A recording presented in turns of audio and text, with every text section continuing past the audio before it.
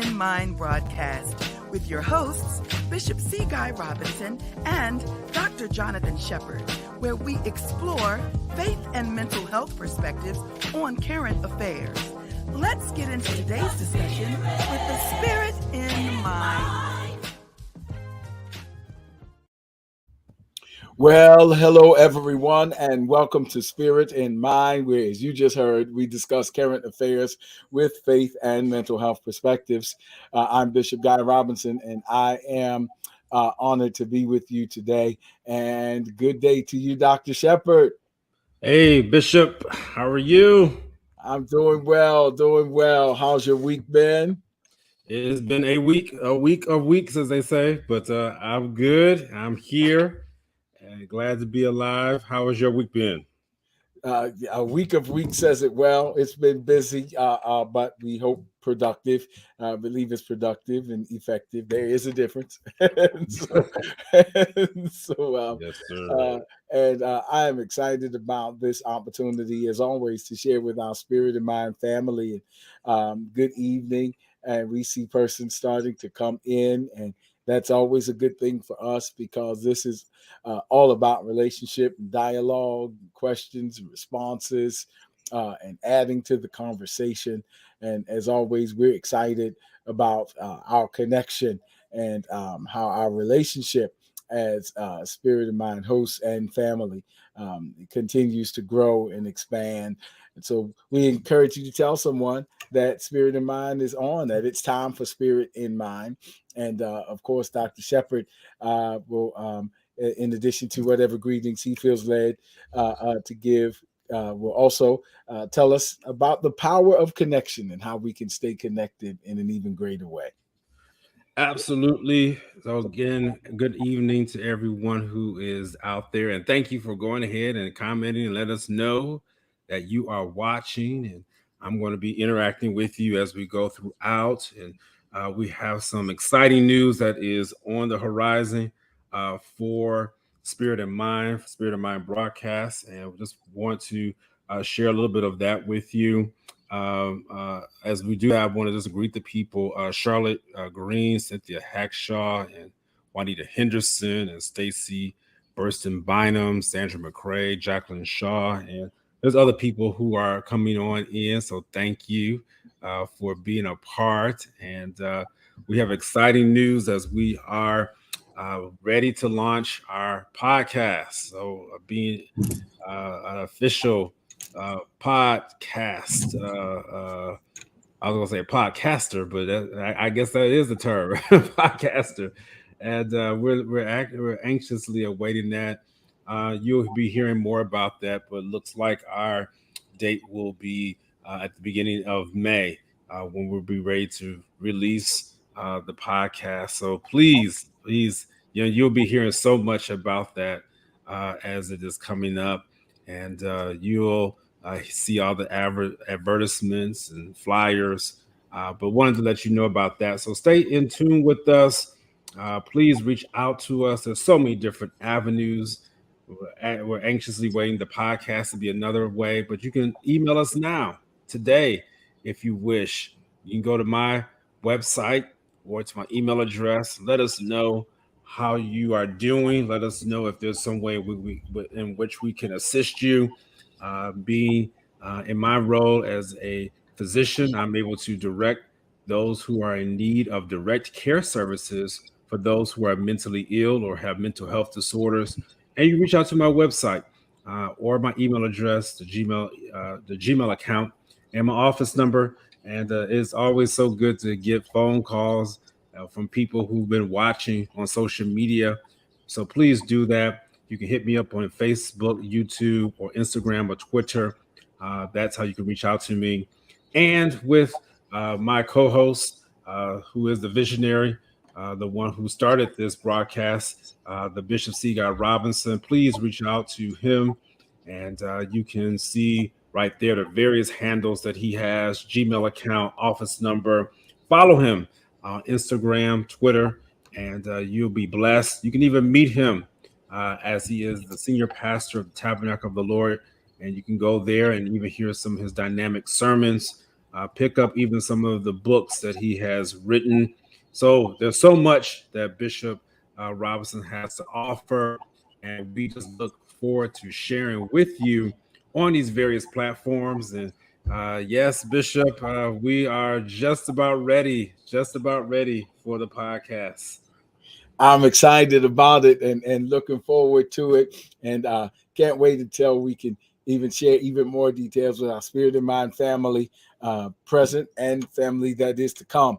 And so we look forward to all of these ways to stay in touch. I believe it's important. There's so much going on in the world today. And we're going to be talking about triggers and so many areas of tension and concern that will perhaps provoke feelings of anxiety. And even as it is a time we believe as believers of great expectation, it's also a season with many concerns. And as we'll talk about again more today, trauma triggers and on the international level, and there's several international crises, certainly, and domestic concerns and societal unrest in various expressions, and medical concerns, as we're still dealing with variants and those kinds of things, and other areas of concern, and the economic impact. And all of these things can affect our peace of mind, if you will, what the Bible calls our peace of mind. And so I just believe that God has raised us up intentionally for this to help make some kind of contribution to our overall wellness, so that we can flourish and experience what the World Health Organization calls not just the absence of illness, but the presence of wellness.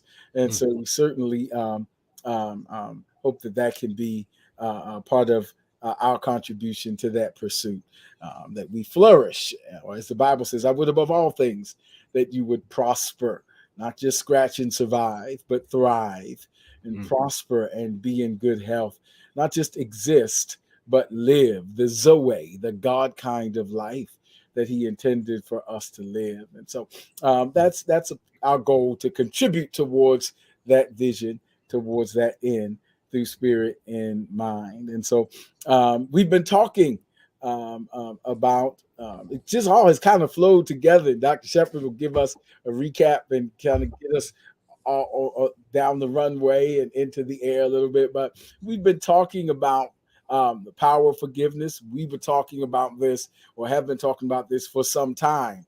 And then some other events unfolded on social media trends and events in celebrity culture that already fit into and under this umbrella of what we've already been discussing, because that's the power of it, is that we're just talking about what it means to be human and to go through these various psychosocial stages of experiencing life. And as we go through them, different events happen that kind of fit into what we're already discussing. We've been talking about forgiveness, and because we are relational beings, bonding and offense are part of our experience, and hopefully reconciliation. What does reconciliation look like? Does reconciliation mean reinstatement? Not necessarily. And so we've been discussing those kind of things, and that led us to talk a little bit about trauma triggers. And so, Dr. Shepherd, if you will, I just did the sitting in the airplane, giving out the basics directions, but take us down the runway and into the air, if you would. Absolutely. So we are getting ready. Let's say, buckle your seatbelts and make sure everything is in place. Tray tables up as we get ready to take off here. Last week we talked, focused in on some trauma triggers. I dealt with the definition of what a trauma trigger is a psychological stimulus that prompts an involuntary recall of a previous traumatic experience. So I'll say it again. A trigger is a psychological stimulus. All right. A stimulus, thank you, that prompts an involuntary recall of a previous traumatic experience. So that's what a trauma trigger is. And so you might say, yeah, what might those be, Dr. Shepherd? Well, for some people, they may be memories. These are internal triggers that happen within your body, memories, feelings, emotions, or bodily sensations. And how is that related to forgiveness? Because sometimes we are unable to forgive because of these triggers. We can't get over the fact that someone did something to us that hurt us, maybe even abused, maybe even took someone's life. And when you see that person, even smell, that's such a powerful sense. When you get around that person, it's an internal trigger. And you may wonder, being a bystander, like, what's wrong with that person? It was a trigger, it was a psychological stimulus. It was nothing necessarily that could be seen, but prompted this involuntary recall of that traumatic experience. And when that happens, you may see anger, anxiety, the feeling of being abandoned, loneliness, vulnerability, frustration, even sadness. And in your physical body, you may feel pain or muscle tension. So these are some of the things that can occur when you are experiencing a traumatic trigger.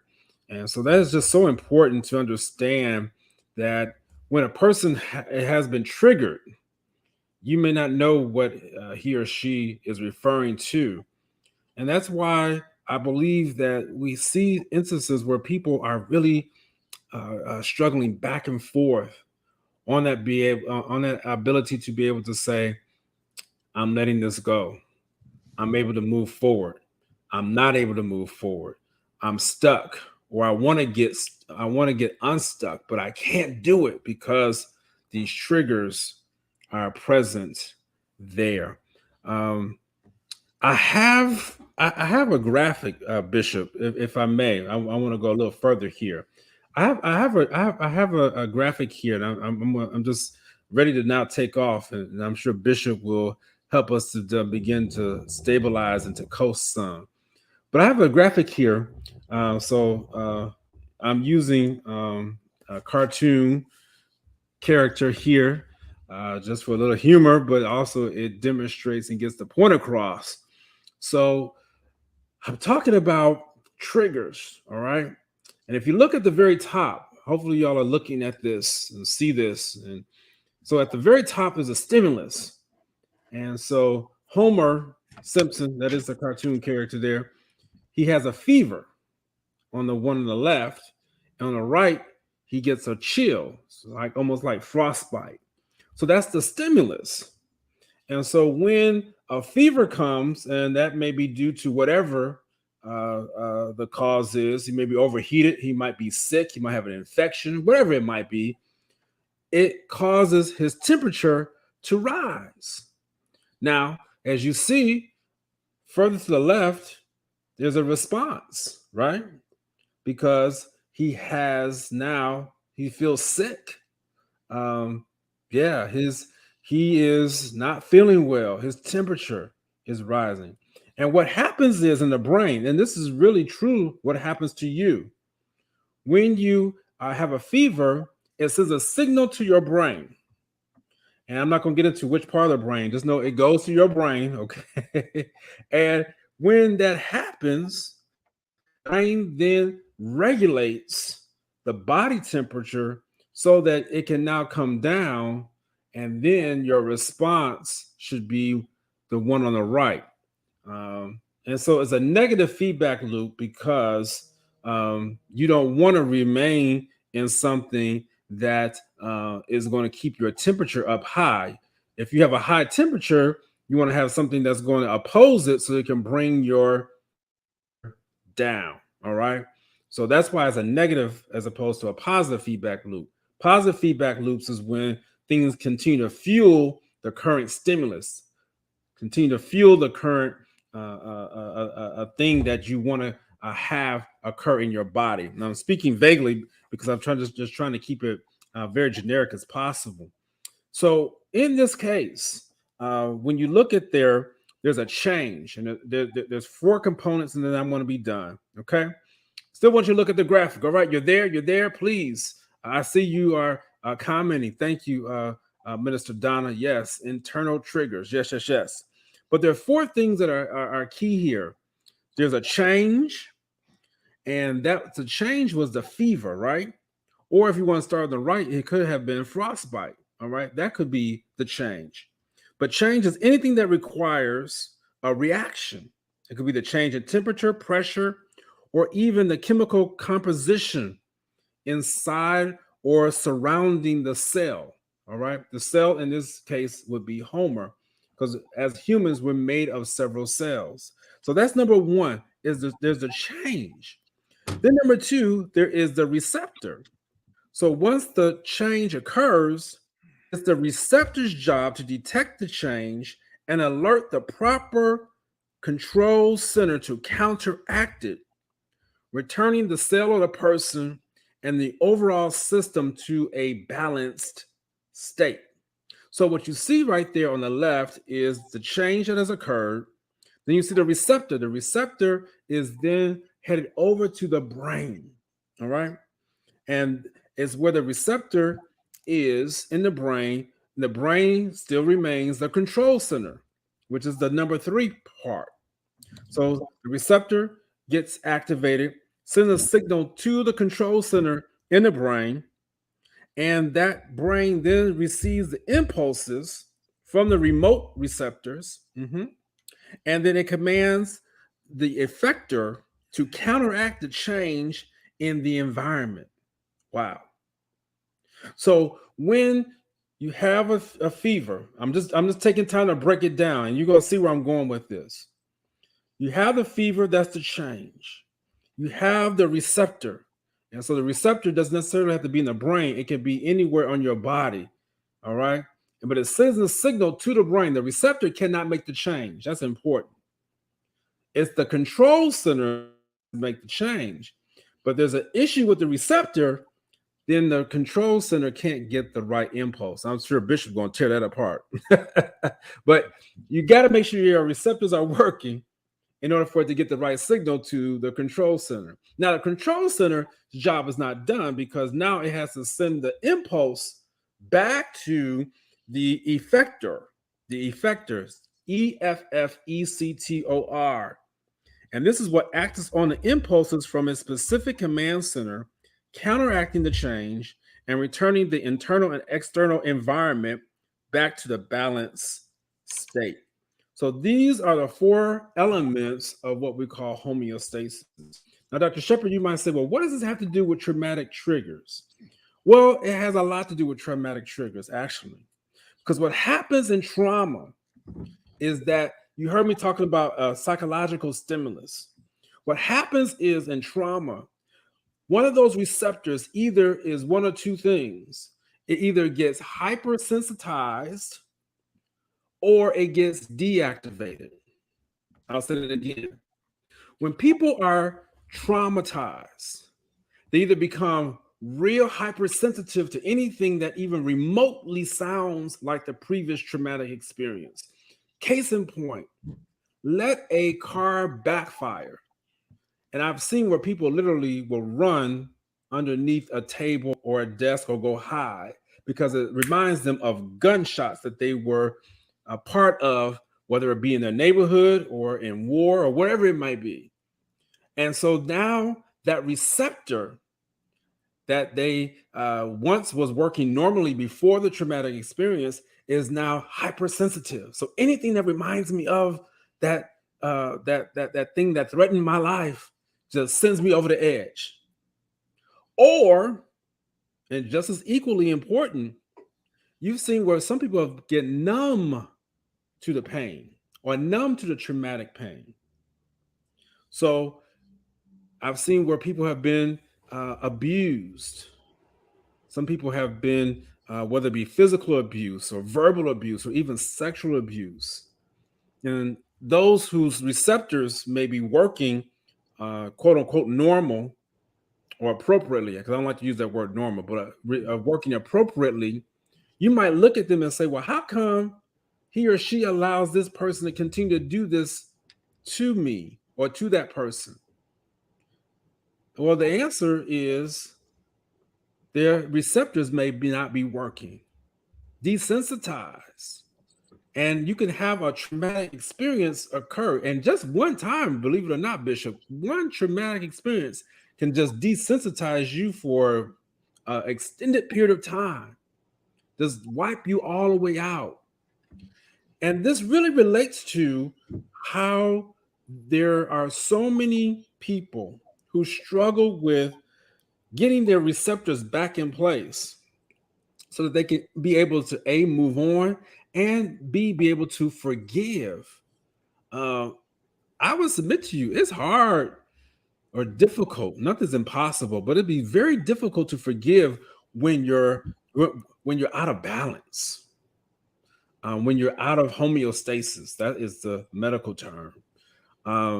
We want to talk about this today because we want to help people recognize that these traumatic triggers, yes, you might just say, well, yeah, Dr. Shepard, I got a traumatic trigger. Yeah, every time I smell this guy's cologne, it just takes me back to such and such and such.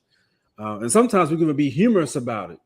You know, when I hear a certain song, oh, that take me back to my day, you know, and we smile and laugh about it and whatnot.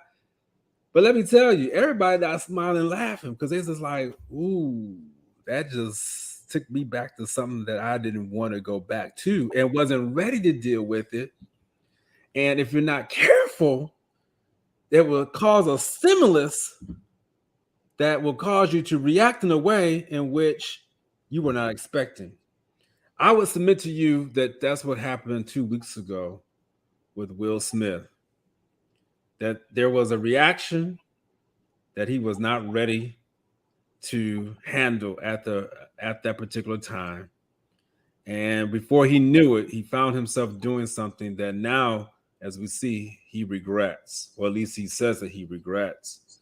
So many of us have done things that we regret. It just wasn't on public TV. Bishop, I'm going to stop right there. But that was what was on my heart to continue as we're wrapping up this particular portion. I thought that graphic was important to show how so many people are struggling with these traumatic triggers. Absolutely, Dr. Shepard. It is so important to know. I concur, and to have understanding of ourselves and to even have understanding of others, particularly those of us who are caregivers, or if you are the loved one of someone who has had a traumatic experience and is going through some of these triggers. And as you know, we are big advocates. I am for trauma-informed ministry. Theologically, trauma-informed ministry doesn't just start from the question of what did you do or what's wrong with you, but it starts from the question, what happened to you? It's very akin theologically to in Genesis 3. And many of you are already familiar with the Genesis story, but it is the story of the lapsarian or fall of man that is trying to be described. But there's a moment when it says that God came through the garden in the cool of the day looking for Adam, and he said, Adam, where are you? Adam started talking differently, and he said, well, I was naked, so I hid. And God's answer to him is, was who told you that you were naked? What relationship did you experience that has changed your language and observable behaviors? What experience did you have that is causing you to, if you will, act out this way now? The previous state being naked and not ashamed. Now this change of behavior is indicative of being exposed to something that has in effect been injurious, which is the very definition of trauma. And so bringing that kind of what happened to you, who talked to you, what experience did you have, is an important part of our approach, even in ministry, because we're often the front line or first responders to the presentation of what may be psychospiritual concerns. And so it's so very important to have this awareness. And so we talked about the components of trauma that we may encounter and should be mindful of in ministry. We're kind of talking about it a little bit here in this Genesis 3, the traumatic event, the traumatic experience, and the traumatic effect. The traumatic event being the thing that happened. That's objective, if you will. The experience being a person's interpretation, what they got out of what happened. That's somewhat subjective, whereas the event may be objective. And then the effect being the result or the observable behaviors or acting out. As Dr. Shepard gave a great example, someone who was perhaps exposed to some type of violence with a firearm. That's the event. The experience became one where one became fearful for his or her life. And the effect is now any loud, unexpected noise causes that person to run or duck. Now, what is important for us ministerially to understand is that there may have been more persons who were at that original event when there was an act of gun violence, if you will. But that doesn't mean that they had the same experience, which means processing it. Subsequently, they may not run when the car backfires, but they may act out in a different way. And because we act out differently, doesn't mean that we don't have some concerns. Right. And that can help us. In fact, there are sometimes casually, and you can see all of these in the context of ministry, actually, trauma responses, sometimes grouped in those categories of fight, flight, freeze, or fawn. And so you may say, I'm not acting out. You may not know it. So fight, flight, freeze, or fawn. And so what does that look like? Well, maybe this little slight image will help you a little bit. We may be able to get up, but let's say, what do you mean when you're talking about fighting? Well, I'm not necessarily talking about physically, or taking flight. Flight, avoidant behaviors. Whenever that, if you will, I'm stay with Dr. Shepard's analogy. Whenever that car backfires, workaholic, overthinker, difficulty sitting still. Got to get it right. They can be ways of avoiding or acting out by fleeing, being in the room but not in the room. Fight, anger, outbursts, controlling, explosive behavior, freezing, difficulty making decisions, stuck, disassociating ourselves from the moment, being in the room again but not in the room, fawning, people pleasing, losing our identity, doing no boundaries, just trying to please our way out of the moment. And so thank you, Minister Cat. They could be any of the ways that we kind of have these responses. And so just wanted to kind of give a picture, and it's not exhaustive, but just a picture of what some of these might look like. And so that we can recognize them, because awareness is such a key, not just in ourselves, but in others. The other thing that was finally for this part, Dr. Shepard, that was significant to me about the what you presented is that that's what's going on inside of us internally. But when we talk about homeostasis and balance and all of those things, that also has a lot to deal with us as part of a system. And when we think systemically, then sometimes I'm triggered, or my homeostasis, if you will, is thrown out of balance by events that happen in my world, if you will, in my system. And so some people use the example of an air conditioning or HVAC system to describe homeostasis. Homeostasis in a thermostat. This is the time of year where people may be looking again at their thermostat and resetting the system. What that means is that if you keep your thermostat on 70, let's say you keep it on 70 degrees, that's fine. You set that thermostat at 70 degrees. Everything in your household system is going to adjust to keep the house at 70 degrees. Right. If you open the door and some wind comes in that cools the house, then the system is going to kick in to start making sure that heat happens. And if it gets too hot, it's going to kick off to make sure that the temperature comes down, because the HVAC system is keeping or doing everything it can to stabilize itself according to the temperature controls that you set. But what's interesting is that if somebody again opens the door and lets in some cold air or some hot air, the system gets triggered because it starts doing things in an effort to maintain balance. Because it's part of a system, and you and I are parts of a system. We are parts of family systems, work systems, organizational behaviors. And sometimes things happen in our world that are beyond our control.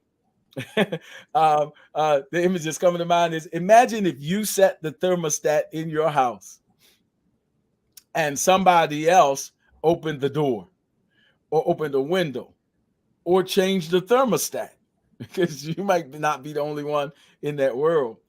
Other people's behaviors with whom we are in relationship can affect our homeostasis. Mm-hmm.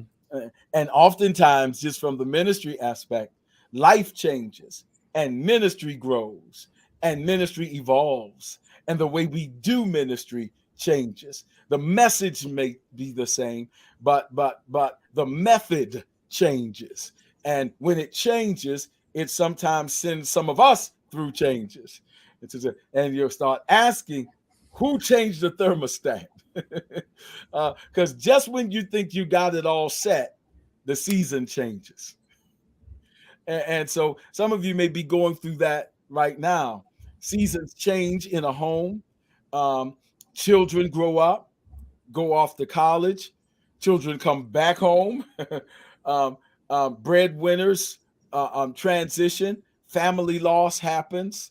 And all of these things affect the homeostasis, the stability of the organization, and subsequently my definition of my role in it. Some of you know what that means. If someone in your family becomes ill and now you take on the role of caregiver, your homeostasis has been shifted. The good news is that adjustment is possible. Coping strategies. It's all about having the healthy coping strategies. And some of you are going through those changes right now, perhaps at work, at school, in your family, in various ways. And that's why we wanted to talk about it, because again, these are realities of life and the changes of life. The Greek philosopher Heraclitus said the only thing constant is change. And so, and how we adjust to these changes of life can literally be make the difference between healthy or concerning psychospiritual health. And so that's why we're talking about this today. So, Dr. Shepard, that's just so I appreciate and I thank you for that analogy. That's what came to mind for me. Yeah, this is good. And Janet, I see your question there, and I'm going to answer it. I just wanted to mention a few things that Bishop had just built upon what Bishop just stated. And, sometimes you wonder why, either for yourself or someone you're close to or whoever you may know or associate with, why they're out of balance. What keeps you out of balance?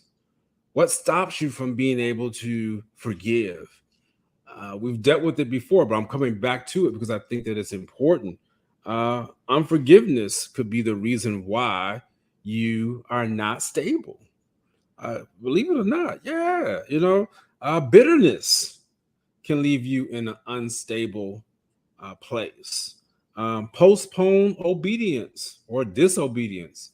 I heard a wonderful message today by Pastor Hooks, just talking about the blessing of obedience, and disobedience or postpone obedience can throw you out of whack. So Bishop was talking about some of the external stuff that may cause you to be out of balance, but then there's definitely some internal things that can cause us. And so you want to check yourself even during this time on what things may that are coming your way, because rest assured it's going to come. I do know that it's going to either come from you internally or it's going to be external. But there are things that will try, and some will even succeed, to cause you to get out of alignment, throw your equilibrium off, put you out of homeostasis. But that's why you got to make sure that your system is working well. This really leads me into answering Janet's question, because Janet asked a question about antipsychotic medications. And so before I just read all of it, you must know medications are a form of treatment that is needed when there is a disorder. That means that things are out of order. That means that things are not in place. You're not in homeostasis. So that's when medication is needed, or a serious discussion about it should happen. So she asked about antipsychotic medications and how they work, and the agonist. There we go. Antagonist. There we go. Antagonist stuff, working with the chemical parts of the brain to get people something to work with along with therapy. So what I'm not going to do is go into all the different chemical parts and how that works in the brain. I'll just tell you this. A person who is experiencing a psychotic disorder, their brain is actually in overdrive. I think sometimes we think that people's brains who are psychotic, that they're kind of dull or something's missing. Actually, it's the opposite. When you are psychotic, you have too much of a neurotransmitter called dopamine. Some people have heard of that. And that's what causes a person to have a psychotic break organically. That's you have way too much dopamine in your brain. And guess what it does? It throws you out of equilibrium. It throws you out of homeostasis. Thank you. And it can cause triggers. When you have too much dopamine in your brain, in your body, guess what happens? Your body craves for it, and it messes with the receptors. That's why it's such an important question. Thank you, Janet, because you're right on it. The dopamine or the dopaminergic receptors within your body are now jacked up. They're messed up because there's too much dopamine in there.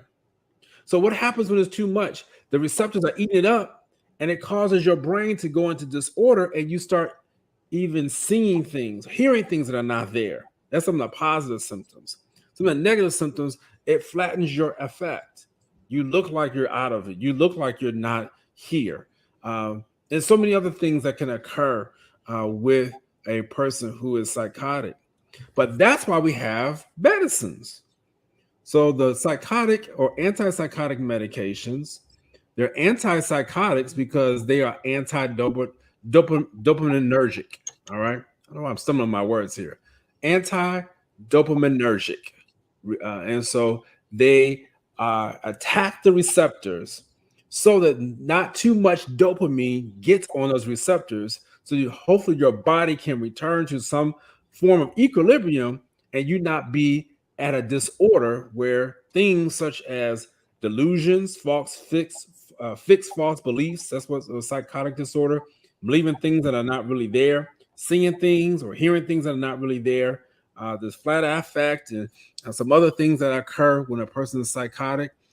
So when we hear about psychotic disorders, they are true, they're real, and they are organic diseases. Absolutely, they are. So hopefully, Janet, I've explained to you what happens. The medicine comes in, they work on those receptors so that the body will not take up as much dopamine, which is what's causing the psychotic break. Now, there's various other neurotransmitters too, but dopamine is the major one that causes psychotic breaks. It's a very different pathway for other mental illnesses or other mental health disorders, such as depression or anxiety. That's a whole nother pathway. That's why when people never let anybody downplay a person who has mental health disorders. Be careful of that because they don't really understand. Most people don't really understand what's happening within the brain, and it really can be traumatizing. It can be traumatic on both ends. It can be traumatic for the person who's experienced the psychotic break because they don't understand what's happening within them. And it can be traumatic for the people who know the person because it's like, this is not my relative. This is not my friend. This is not my associate that I'm used to seeing. So that's when medications need to be considered when you are out of whack, as they say, or out of order. And Janet, please let me know. Type back. Hopefully that answered your question. Yes, absolutely. And this is a great dialogue. And I also appreciate saying Janet Rogers, thank you, saying that things are happening at work needing to adjust. That's powerful because life, again, produces and encourages change and how we adjust to those things. And those changes can again be external, but they can have internal effects because they disrupt our homeostasis. Just when we think we've got it all down, they're little things. If you've ever taken a route to work that you're used to, I mean, you just know how you're going to get there. You make a left here, you make a right there, you go here, that's your way there. And then one day you go through and it says detour. Mm-hmm. Then you understand that, wow, I have become hardwired, to doing this. And it can throw you off for a minute. Are there other ways there? Yes, but this is the way you're used to. And that can happen. Life sends us through different things and causes us to take on different roles. And quite frankly, they can happen in different parts of our lives and affect each other. As we talked about last week, there were clearly some other things outside and beyond, and in addition to an extension of the behaviors that we saw 2 weeks ago, because we're seeing the effect, but there's some experiences and some events to which we were not privy. And how we choose to handle them. Again, life sends everybody through vicissitudes, through changes, through detours. And how we choose to handle them can make the difference and affect other roles. Sometimes, and that's where human resources and other things at work become important, to understand that people are more than just numbers and that kind of thing. And there's a lot of work being done now, even in the business world, where we're doing some study to show that being aware of these other areas that affect people, because we're one person, but we assume multiple personas, if you will. Any of us, just as one person, may be at one time a sibling and a spouse and a student and an employee, all at one time. And each one of those personas, not persons, we're one person, but each persona takes on different characteristics and we have a different homeostasis and all that, and we put it all together. But if one of them shifts, it can affect the other personas. If a death happens in my family, it can affect me as a persona, as a sibling, but it can also affect my persona as an employee. And so I have to find another kind of homeostasis, because this person that passed was one of the people I depended on to do certain roles, and now I've got to take care of them and produce here at work and shift personas, if you will, just in a 15-minute car drive. And how we adjust to that and how we recognize the need to do that and the choices that we make to do that can really, really be interrelated and affect all other areas. And so that's why this concept of balance, and we're constantly working on that balance thing, because life, as the hymn writer said, is filled with sometimes swift transitions, sometimes slow transitions, sometimes gradual transitions, but it's going to transition. And how we deal with the changes of life are so very important to our spiritual and mental wellness. And so, again, that's why this is just such an interesting conversation and helpful to me, Dr. Shepard. Absolutely. Yeah, and Janet, I see your comment that some personas have an entire repertoire. Yes, that is true. And I try to stay out of controversial topics. But someone asked me recently, Bishop, about my beliefs on dissociative disorders. And so back in the day, it was called multi-personality disorder. And, you've seen movies and you've seen where people have what they call alter egos. Sometimes people have 5, they say you got 5 people within them and 8 people within them. And so I try not to get into that too much. Don't want to even do that even today. Just wanted to acknowledge your comment. I just want to be careful that, we want to make sure that people don't utilize, well, I'll say like this, that people utilize certain terms and utilize certain ways of thinking about themselves in a proper and healthy way. So what am I saying? I'm careful when people tell me, well, that wasn't me, that was my alter ego. It's like, oh, okay. They don't take responsibility for what they did. Oh yeah, that was little Johnny. Wait a minute, now little Johnny, and you 50 years old? Wait, help me out. But I understand a little bit what some of them are saying. But some people can will utilize a persona, or even say they have an alter ego, or say, you know what, Shepherd, I got about 5 or 8 different people within me. And some people say, well, that's demonic. That's a demon. Well, it very well could be. I'm not going to discount that. It could be a demon possession. But there are some people who hold on to that dissociative disorder. Bishop, I don't know where you stand with that. I get a little leery at times because I do believe that you can dissociate, as you were talking about. I think that was one of the signs and symptoms of the freeze, the traumatic responses, right? Dissociation. So I do believe in dissociation, where people will literally they're there, but literally they're not there. So you see them physically, but their mind is gone. Their mind is not even where you presently sit or stand.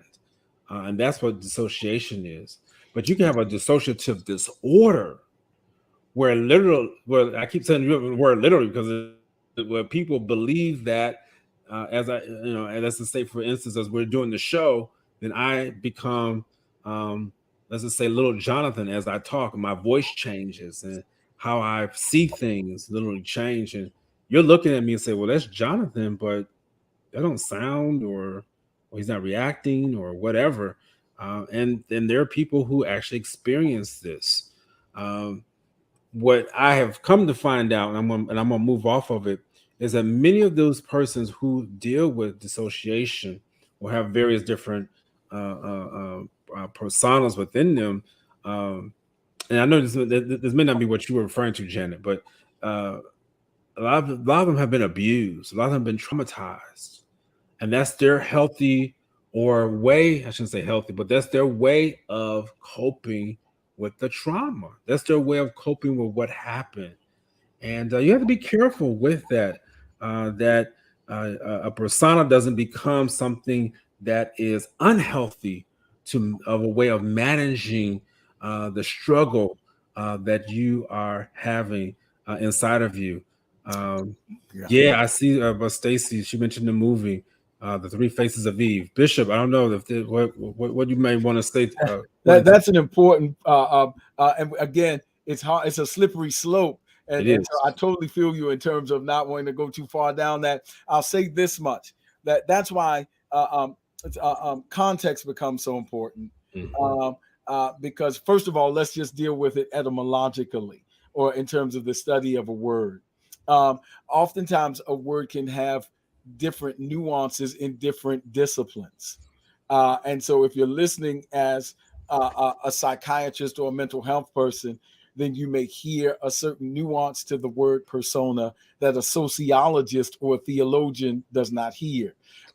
Neither of those disciplines have a corner on the market on the use of the English language. Yeah. That would be a bit narcissistic for any of those disciplines to think that they're the only ones who use those terms. That's why when you look up in a dictionary, it may say the definition of it in psychology, in theology, in sociology, so on and so forth, and the different nuances.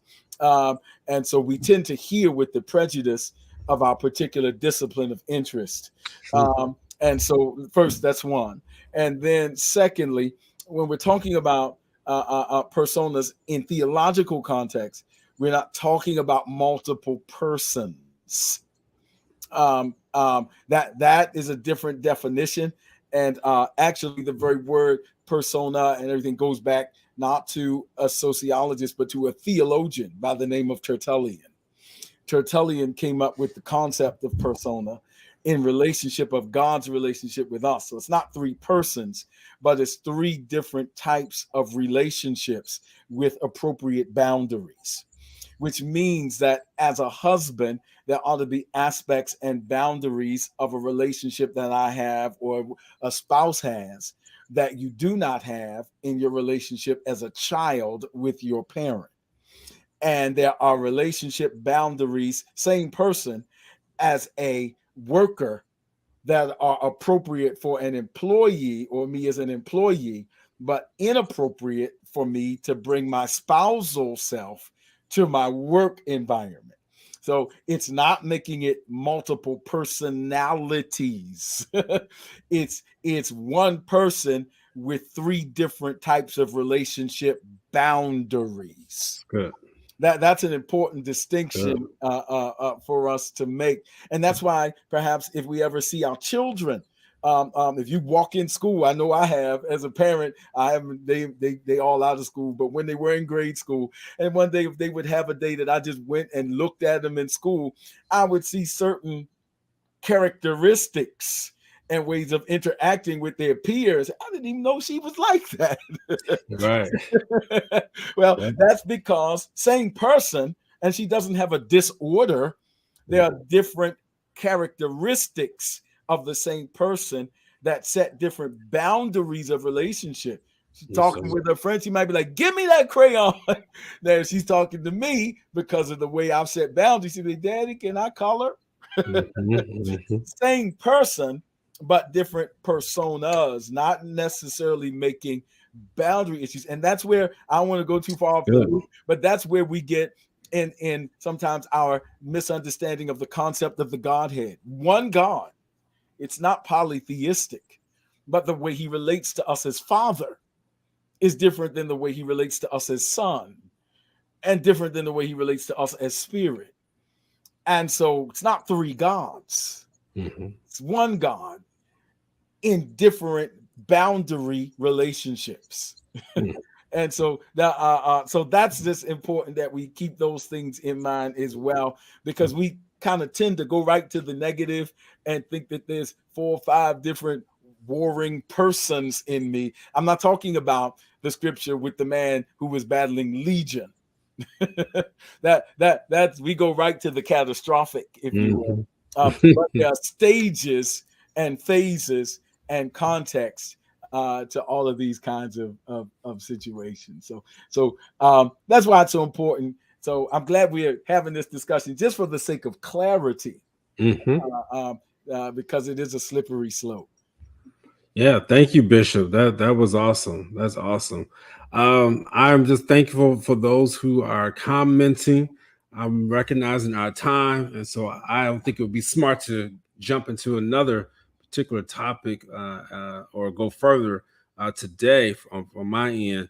But I really am thankful for this series. I'm thankful because it has helped me. It's helped me to recognize, even for myself, where I am triggered, and asking the Lord, help me to be balanced. That's a prayer you should pray every day as we're wrapping up here. Lord, help me to be balanced. Balance me, Lord. Balance my mind. Lord, allow the triggers that I know that I have. And it's important. We haven't said this today. It's important to know your triggers. Not just say, well, I got this trigger, but Lord, help me so that it can be regulated. Help me so that when certain things come back up, I can respond differently. Lord, help me so that I can be the better person. Help me so that when the time comes for me to demonstrate the loving kindness and to be obedient and to be a hearer and doer of your word, Lord, help me to do just that. And I pray that even on your job, even on my job, there are certain things that I must be able to keep under control, be able to, as I supervise other physicians, as I work with other families, that I hear things, and it's amazing. You know, you hear things that people are going through, and you're like, man, you know, that sounds just like my family.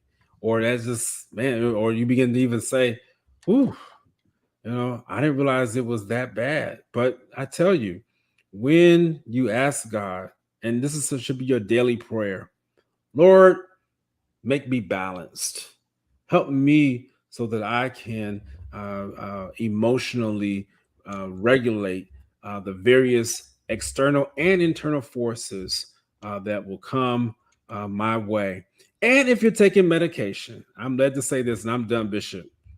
There's nothing to be ashamed of. Medications will help in homeostasis. It can help with you mentally, emotionally, and even physically. If you know you're supposed to be taking that blood pressure medication, let's take the medication. Make sure you're with a doctor. You understand why he or she prescribed it. If you know that you're supposed to take a medication because you're depressed and anxious, let's make sure that we're doing just those things so that we can remain in homeostasis. I know Bishop's going to take it, you know, a little further on the spiritual side, but we want to make sure our relationship with God is intact, in place. But there's nothing wrong if someone's out there. I just want to encourage you. There's nothing wrong with taking medication. That's why I'm in the field. I do prescribe medication because I've seen it work. I've seen it do some wonders in helping people remain stable. That is all. I look forward, Bishop. We are going to take a break next week. I know you're going to get parting words. Next week, we'll be celebrating Resurrection Sunday. And so we won't be with you all live next week. But Bishop, go ahead and take us out, sir. Well, Dr. Shepard and Spirit of My Family, it's been a blessing again, and we'll see you week after next. But I do want to close with this, and this is my closing thought today. It is, I'm going to get it just like I had it. Yes, past traumas can be triggered, but it is also true that hope can be activated. That's where I want to close off today. I don't just want to close off with the trauma triggers and that, but because both are true. Trauma can be triggered, but hope can be activated. My reference verse to close out would be a book that sounds like it's all hopeless, written by Jeremiah, the weeping prophet, as some call him, but the book of Lamentations, which by definition has in it the word lament, which means that it has some implications of sorrow. But Lamentations 3, verse 21 says, "This I recall to mind, therefore I have hope," which means positive expectation. So even in the midst of trauma triggers, when you read Lamentations, he talks about feeling like he's forgotten his prosperity and the wormwood and the gall, and my soul is sinking.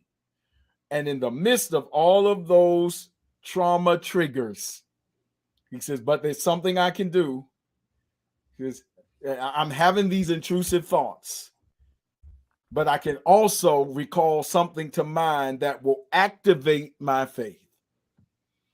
And what he recalls to mind is, it's because of the Lord's mercies, yes, that we are not consumed.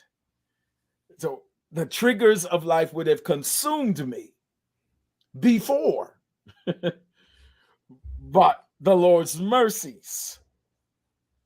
And if he's done it before, he can do it again. And that's the importance of him saying, this I recall to mind, because trauma can be triggered. That's very true. And should be addressed. But until you get to your therapeutic appointment, until you get to your pastoral consultation, whatsoever things are lovely, whatsoever things are honest, whatsoever things are pure, whatsoever things are of good report, think on these things, the Philippians counterpart to Lamentations, as opposed to those things. Think on these things, and the peace of God that passes all understanding will guard your heart and mind, because trauma can be triggered. But until you can get to your pastoral care appointment, or your therapeutic counseling session, they might not be able to see you until Wednesday, but you need hope today. Just know that hope can be activated even as trauma is being triggered. Wow.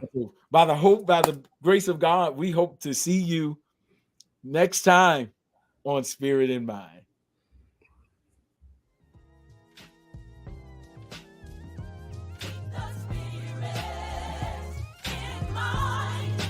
Don't forget to follow us on social media. We're on Facebook at Spirit in Mind, and we're also on Instagram at Spirit in Mind Live. Join us next time for a new episode of Spirit in Mind.